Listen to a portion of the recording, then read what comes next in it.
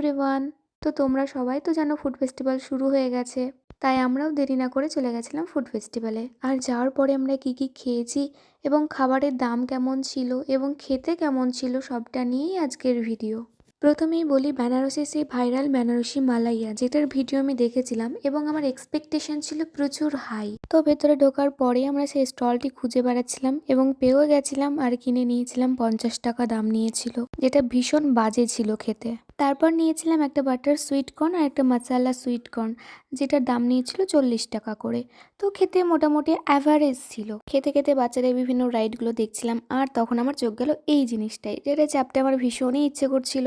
ইচ্ছে করলেই তো আর সব ইচ্ছে পূরণ হয় না। তারপর ক্ষীরদই সন্ধানে মহাপ্রভু দই ভান্ডারের স্টলটা খুঁজছিলাম, দেন আমরা পেয়ে গেছিলাম। তো আমরা নিয়ে নিয়েছিলাম ক্ষীরদই, যেটা খেতে ভালোই ছিল।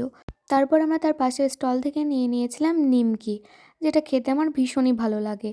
এইবার ফুড ফেস্টিভ্যালে পাওয়া যাচ্ছিল সুশি।